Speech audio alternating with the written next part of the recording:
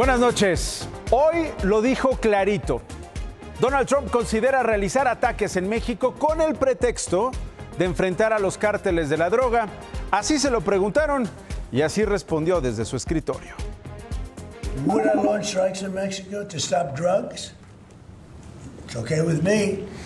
Whatever we have to do to stop drugs. Mexico, we know the addresses of every drug lord.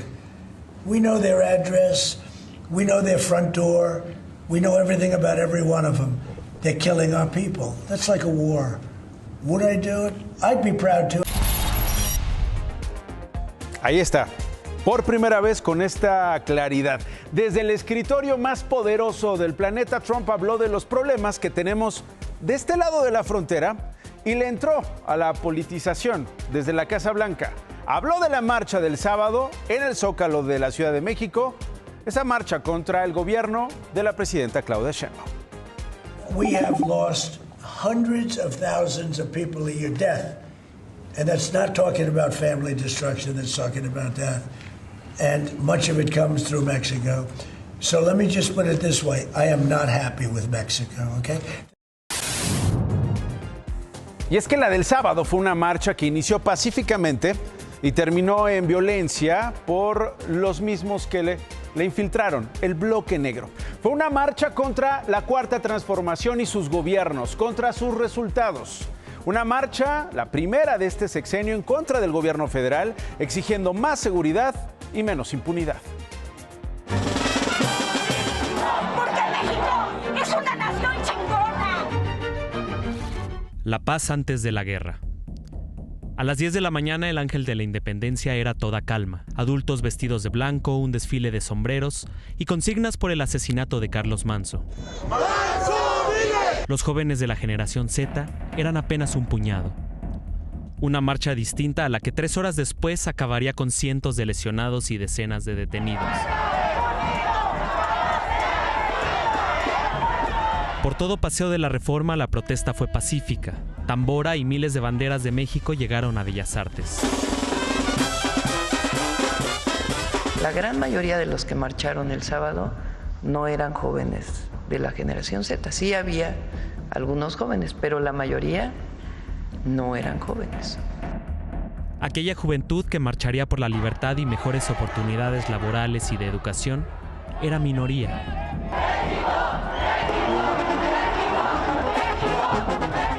Fue a unos metros de llegar al Zócalo en la calle 5 de Mayo que se escucharon los primeros cuetones y entonces ahí aparecieron los manifestantes de la generación Z.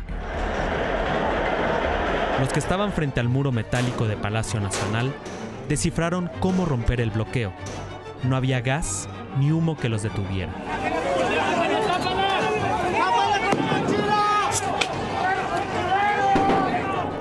Tardaron cerca de 1 hora en encontrar el punto débil. La valla no aguantó la furia. Abrieron un boquete y todo el blindaje se fue abajo. Comenzó la violencia. Como una serpiente, todo el frente que protegía Palacio Nacional fue desarmado a jaloneos. Frente a frente, manifestantes y la policía, sin ningún obstáculo. Lo que siguió fue un intercambio de pedradas y todo objeto que pudiera lastimar. 3 horas sin descanso, vallas usadas como barricadas o como tarima para ver la batalla.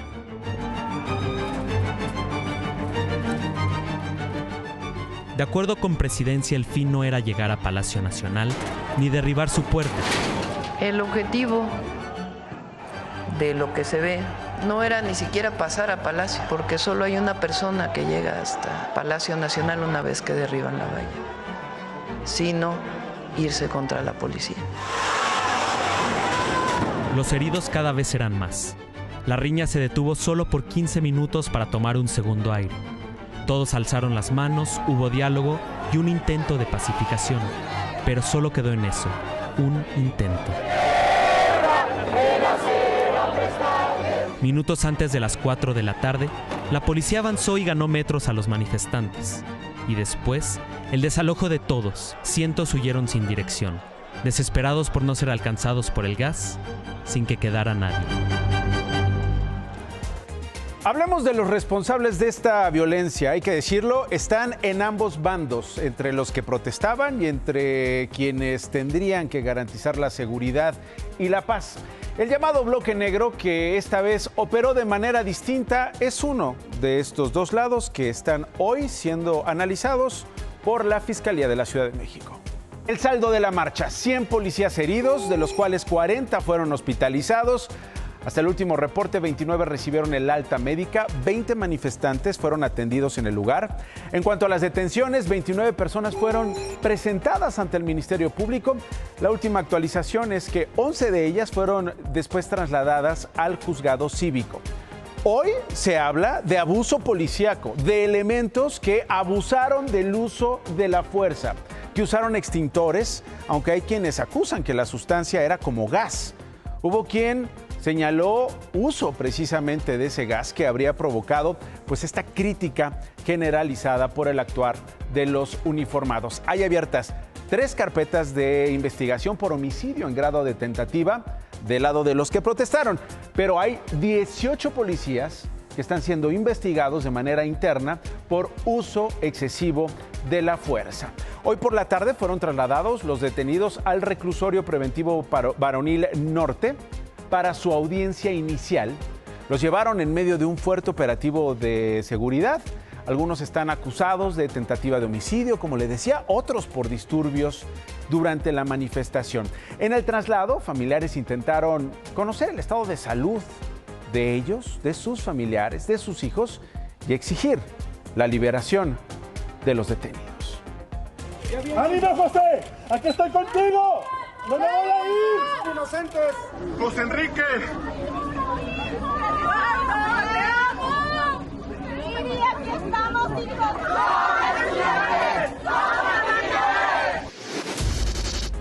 La presidenta Claudia Sheinbaum condenó la violencia, pidió que se investiguen las denuncias de abusos de policías de la Ciudad de México e incluso se mostró solidaria con los colegas de los medios de comunicación que fueron agredidos. Y es que Artículo 19 documentó agresiones contra periodistas en estas protestas, 6 en la Ciudad de México, pero la Generación Z tuvo convocatoria en varias ciudades de la República Mexicana.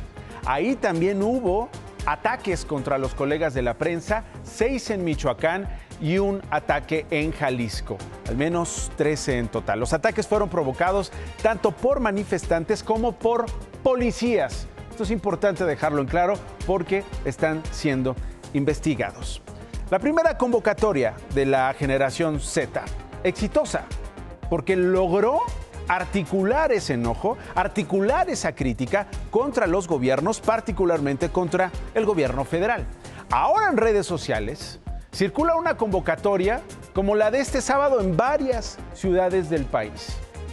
En este caso sería el próximo jueves 20 de noviembre, lo que pondría en riesgo el desfile de la Revolución, lo que podría cancelar el desfile porque la Generación Z no se ha callado, no está tranquila y tiene mucho que seguir exigiendo.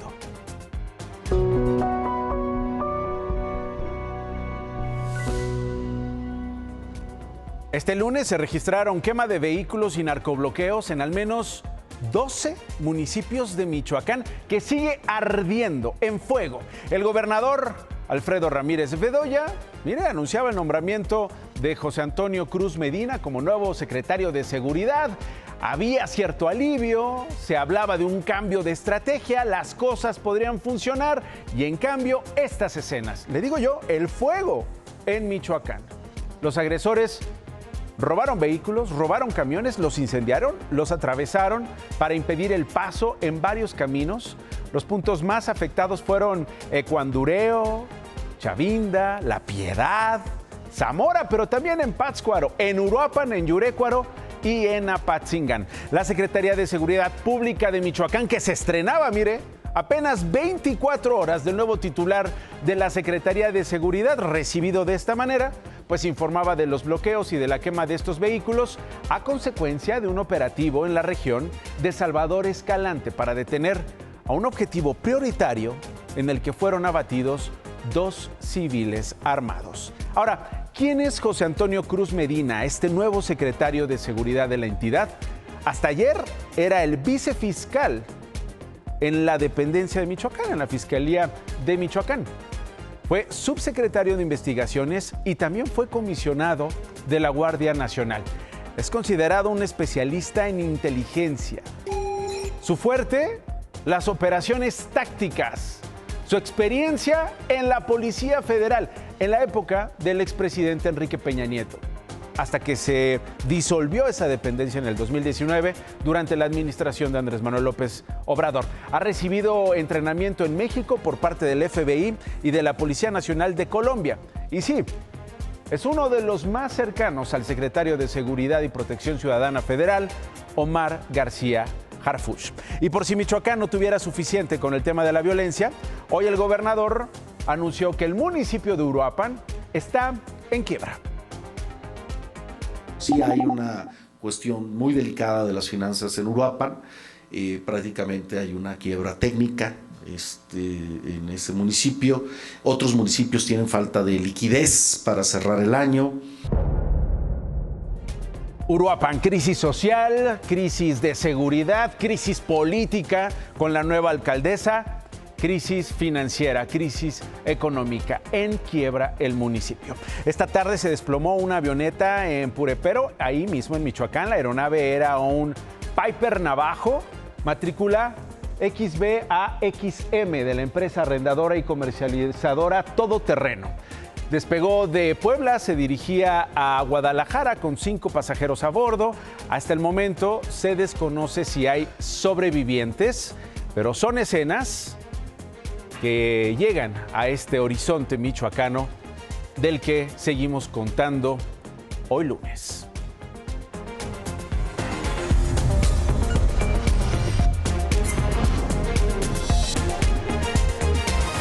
En el caso del asesinato del padre Ernesto Baltasar Hernández, fue capturada la otra mujer implicada en la desaparición y homicidio del sacerdote. Se trata de Fátima Isabel. Ella es la mujer que habría convivido con Ernesto Baltasar y Brandon Jonathan, otro de los implicados, el 29 de octubre, el día en que desapareció. La Fiscalía Mexiquense detalló que el presbítero y Fátima tenían una relación de confianza. Ella lo acompañó a Tultitlán, donde Brandon lo habría asesinado. Hoy se cumplimentó una orden de aprehensión en reclusión en contra de Fátima, Brandon y María Fernanda. Esta última mujer es señalada de haber ayudado a ocultar el cuerpo del padre. Lo metieron en bolsas, lo ataron a un sillón y lo abandonaron el 30 de noviembre en el canal de Aguas Negras de Nextlalpan, en el Estado de México.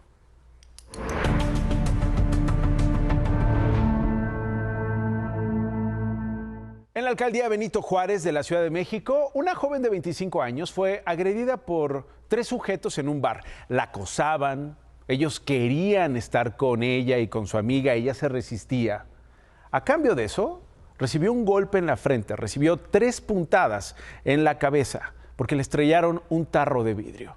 Ella documentó cómo la policía no la quiso ayudar. El policía ni siquiera se quiere identificar. Miren cómo estoy. No quiere hacer nada. ¿Quiere que yo derribe la puerta del... No quiero. Isabel pedía ayuda después de haber sido atacada por un grupo de hombres dentro de un bar. ¿Estás borracha? ¿Estás en estado de ebriedad? Borracha, no estoy en estado de ebriedad. No voy a estar lidiando contigo, no te mandé a tomar, amiga, ¿eh? La madrugada del 13 de noviembre, Isabel y una amiga fueron al bar Bambú Manacar en la alcaldía Benito Juárez. Cuenta que ahí fueron acosadas por un grupo de hombres que insistía en estar con ellas. No pasó mucho tiempo después de que llegamos que se empezaron a acercar a nosotras. Se acercaban mucho y ya les estábamos hablando a nosotras más fuerte, que no queríamos. Entonces sacaron un fajo de dinero, no sé, mucho dinero, no vi bien, pero mucho dinero nos lo acercaban así como, no sé, aventándonoslo. Ese día identificó a uno de sus atacantes. Señala que avisaron a seguridad y solo las cambiaron de mesa, pero el acoso continuó y decidieron irse del lugar. Antes de que nos fuéramos, yo bajé sola al baño y las escaleras estaban al lado de su mesa. En cuanto doy el tercer paso, siento como me pegan con un tarro de vidrio en la frente y veo cómo se me empieza como a anular y solo veo caer mucha sangre. La joven dice que los trabajadores del lugar no la auxiliaron y que al contrario, protegieron a sus agresores. Los que hacen los del bar simplemente los alejan de ahí, los ponen en la esquina, apagan la música y nos sacan a todos. Los del bar solo se reían, yo trataba de grabar todo y se reían de mí. Y se fueron también, ahí me dejaron con mis amigas. Imagen Noticias de la Noche acudió al negocio. Señalaron que no darían una versión de los hechos ni harían comentarios. Sin embargo, dijo que sí auxiliaron a Isabel, pero como estaba alcoholizada, rechazó la ayuda.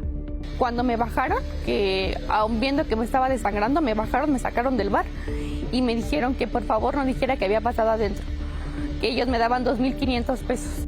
Isabel llamó a una patrulla, comenta que no la quisieron atender. Después, otros oficiales llegaron al lugar. La historia fue similar. Entonces, pues obviamente me estaba revictimizando, algo que no debe de hacer, que él debía brindarme ayuda. La Secretaría de Seguridad Ciudadana informó que Isabel presentó una denuncia formal por omisión de los uniformados y se abrió una carpeta de investigación. No porque tú salgas a cualquier hora, ni porque seas mujer, ni porque te vistas como te quieras vestir, va a ser tu culpa que te agredan bajo ninguna circunstancia. Hoy la joven acudió a la Fiscalía de la Ciudad de México para presentar su denuncia en contra de estos 3 hombres y espera que sigan las investigaciones. Esta mañana un tráiler se incendió sobre la autopista Toluca-Naucalpan a la altura del municipio de Huixquilucan en el Estado de México. El vehículo que transportaba telas habría presentado una falla mecánica en los frenos, lo que hizo que se impactara contra el muro de contención, volcara y se incendiara. El accidente solo dejó pérdidas materiales, afortunadamente, pero la vía estuvo cerrada por 5 horas debido a los trabajos para retirar las telas y los escombros en la comunidad de El Tejocote, en Chilpancingo, esto en Guerrero. Varias familias tuvieron que huir, tuvieron que abandonar sus casas por la violencia. Ahora los atacaron desde el cielo con drones.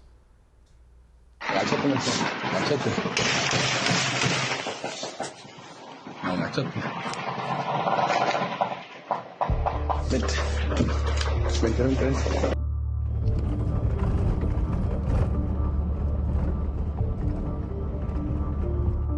Grupos delictivos no identificados por autoridades se enfrentaron durante 4 horas en el poblado del Tejocote, en la zona serrana del municipio de Chilpancingo.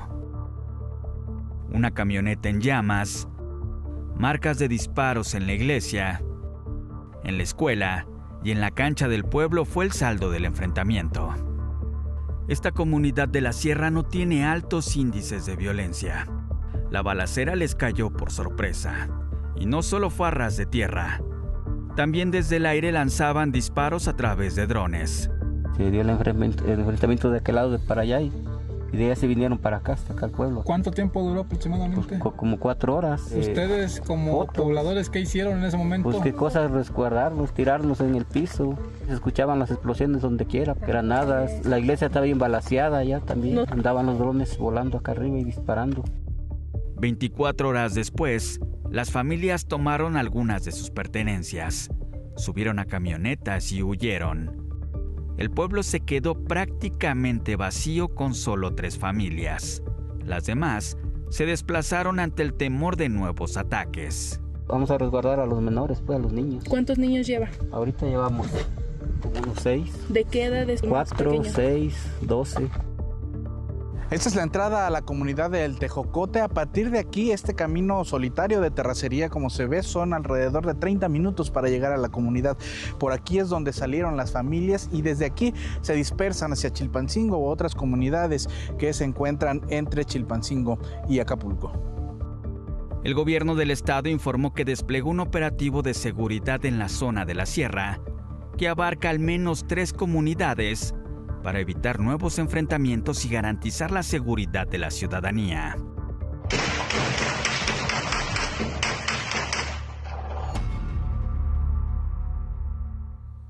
Y es que para donde voltee, hablamos de Puebla, hablamos de Sinaloa, hablamos de Michoacán, hablamos de Guerrero, donde ahora estos ataques con drones han llevado a esta comunidad, que a lo mejor no está en el centro de la discusión hoy en día con tantos temas.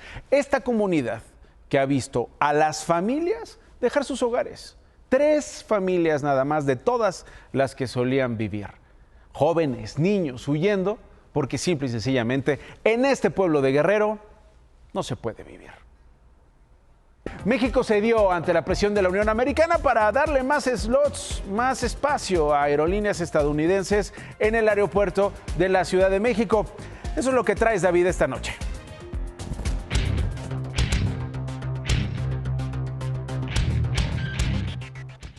No hay nada más bonito que decir, se los dije. Cuando Andrés Manuel López Obrador hizo ese capricho absurdo de no construir el aeropuerto de Texcoco y luego, como ya se le complicaron las cosas, decir que por seguridad nacional tenían que disminuir los vuelos en el Aeropuerto Internacional de la Ciudad de México y que la carga se tenía que ir sí o sí a la IFA, le dije que se estaba equivocando, que estaba cometiendo un error muy grave. Cuando la presidenta Claudia Sheinbaum tuvo que comenzar a pagar las consecuencias de estos errores. ¿Cómo? Cuando el Departamento de Transporte de los Estados Unidos dijo, pues no le voy a dar más permiso a la alianza entre Aeroméxico y Delta, que todavía se está debatiendo en tribunales, cuando dijo, le voy a retirar slots, lugares de aterrizaje y despegue a United y American Airlines. ¿Qué le dije yo, el padre del análisis superior? Simple y sencillamente que tenían que hacer lo correcto. ¿Qué es lo correcto? 1, no pasar sobre los derechos de los estadounidenses en materia de aviación. Y hoy la presidencia anunció algo que, por cierto, yo también ya se los había contado. Le devuelven a las líneas aéreas de los Estados Unidos los slots que le habían quitado. Y en los próximos días vamos a ver cómo también van a aflojar en la carga, en lo que le llaman carga en la panza de los aviones. Nacho, yo sí lo hago bien. Los Raiders, no tanto. No tanto, caray. Lo siento mucho, David. Pausa. Regreso. Gracias por elegirnos.